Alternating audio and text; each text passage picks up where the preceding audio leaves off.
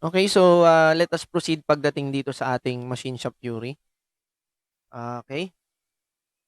So, ayun yung problem natin from, 16 to 23. Sasagutan natin siya ng live. So, 'di ba ang sinabi ko sa inyo pagdating ng machine shop theory, panay lang unit cancellation and unit analysis ang kailangan mong isipin diyan. Okay, sir. Paano kapag mga ganitong uri ng problem? Okay. So, much better kasi marunong ka mag-visualize and then marunong ka mag-drawing kung paano mo siya gagawin. So, ito yung number 16. How long? Oh, yun na kaagad yung mga tanong na yun, how long? Eh di, we're talking about time. Will it take to drill a hole through a 10 centimeter thick steel plate if the drill feed is 0.1 millimeter per revolution, yung kanyang feed, yung pagbutas niya, and a 1/4 inch diameter drill is turning at 750 RPM. Now, in order for you to visualize, mas maganda i-dino-drawing natin siya. Now, you have a steel plate dito. Ayan. If that is your steel plate. Okay. You will drill it. Ayan. So, nandito yung drill mo. Okay. Ito yung drill. Bubutasin daw niya yung ganito ka taas. So, 10 cm yung kapal. Ngayon, i-consider mo ba, okay, i-compensate mo pa ba yung size of the drill, yung hole na bubutasin mo? Siyempre hindi na. Ang feed rate kasi dito, ibig sabihin, every feed mo, 0.1 millimeter ang nababawas doon sa 10 cm. Okay? So, ang tinatanong dito is time. Okay? Time parate. Now, kung time yan, okay, then meron tayong formula parate that the time is equal to the length of the cut or how deep the cut will be divided by the cutting rate. Okay? So, sir, clear na ba tayo dyan? Meron na ba tayong length? Meron tayo kasi dito natin gagawin yung length of cut sa 10 cm. Okay?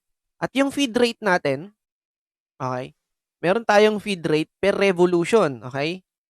Per revolution nakalagay. Yun yung feed rate natin. Okay, feed. Ito yung binigay. Okay? Tapos nagbigay ka dito ng N. Okay. Now, yung mo kasi equal yan sa length divided by yung feed rate multiplied to the revolutions. Okay? So, then we can get the time. So, ang length na ng cut mo is 10 cm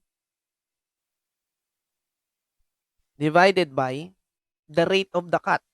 Kaya lang, ang binigay sa'yo, the feed rate. Okay? The feed rate is 0.1 millimeter in every revolution. Eh, yung drill mo, umiikot daw yan ng 750 revolutions per minute. Okay? Now, tignan natin. So, multiplied to 750 revolutions in every minute. Ang problema, ito naka-cm. So, conversion factor ng cm, 1 cm is 10 millimeters.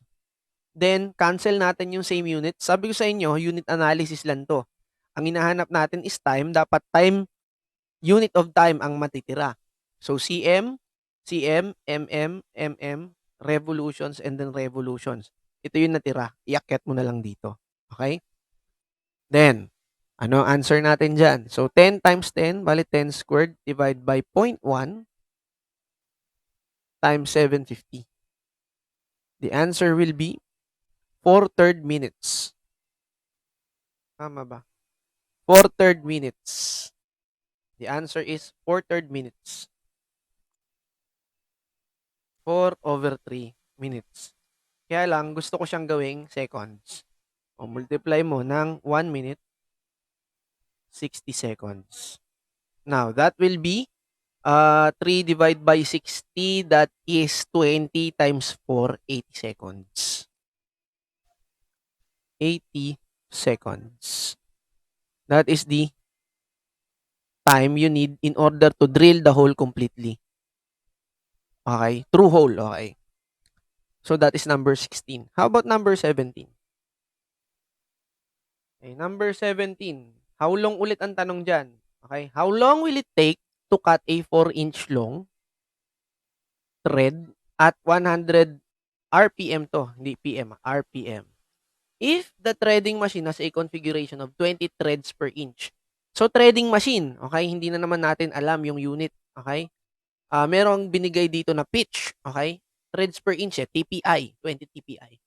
So, the time rate, lagay mo ulit, the length of the cut divided by the rate of the cut. Okay? So, meron ka daw ditong threading machine, okay? Yung rod to cut a 4-inch long. So, binigyan ka ng 4 inches sa length and then the rate of the cut, meron kang 20 threads per, kulang tayo ng H. Dagdagan ko ng H. 20 thread per inch. Okay. Binigay pa ba dyan yung 100 RPM? So, revolutions in every minute. So, i-multiply mo ng 100 rev per minute. Sir, nasaan yung threads per inch? Okay, tignan mo In every revolution mo, 'di ba? Ilang thread ang magagawa niyan? Isa, 'di ba? So there are 1 thread per revolution. Okay? 1 thread in every revolutions. So 20 threads per inch. Per inch. Hindi pala. Dapat ito, hindi ganito ang magiging arrive niya. This should be 1 inch per 20 threads. Di ba, pag nakakita kayo ng screw, di ba, pag ganyan-ganyan ng screw, nagde-design kayo ng screw, di ba? Ganyan. So, isang revolution niya, 1 revolution equal yan sa 1 thread. Isang thread, isang full thread. So, 1 rev, 1 thread. Okay? Cancel natin yung unit na parehas. Inch, the thread, revolutions in revolutions. Natira is minute. So, we can now calculate yung value. So, iakyat ko na lang to 4 times 20 divided by 100. Okay, naka-minutes pa rin yan 4/5 minutes. Okay, the time will be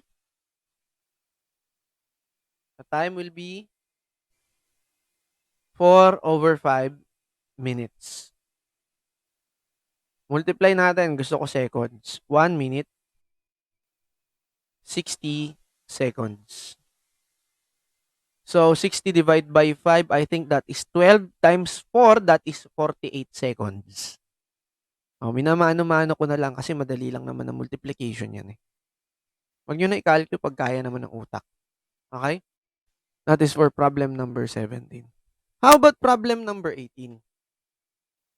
How long would it take to cut by oxyacetylene gas? Okay? Ulit, oxyacetylene na naman tayo. Cutter. Okay. Gawa tayo ng figure dito. Papaliwanag natin yan. To cut by oxyacetylene gas crosswise 4 feet by 20 feet by 1 inch thick steel plate. If oxyacetylene machine has can finish cutting a 10 feet long steel in 12 minutes. Ano? Ang gulo. 10 feet steel long. 10 feet long steel in 12 minutes. Okay, yun yung rate niya. So, paliwanag ko muna sa inyo yung crosswise and then lengthwise. Now, we're talking about lengthwise and then crosswise, So, i-drawing natin yung steel plate. Okay. Yan. So, pag pinag-uusapan natin yung length of the cut, okay, kapag through the length, that is lengthwise,